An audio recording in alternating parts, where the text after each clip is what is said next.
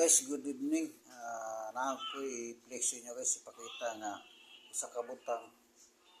So, ang tawag nito nila to, antik na to. Kasubildo. Mga, ang sabi ng gangan ko, mga gatos na 100 plus na daw to ang edad nito, ang kuha na to, butang na to. Ang akong di tanaw sa likod guys. Hindi naman nakapin, katoy, nanay. Gatos na daw nagkapin.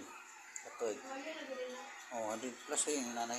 So, wala siyang wala pangalan, wala gitarga, walang siya mid, inasa sa mid, walang mid. So, nay, ngano nga mang ginisi pangalan nga kuanay mid new is wa gido? Oh. So guys, so ipakita ko sa inyo guys nga ito sino na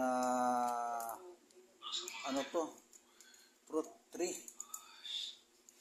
So isa may mga kuana ni guys, kursunada guys, 150 years na siguro to. Pasagatos na daw sabi to katoy, sabi ni nanay.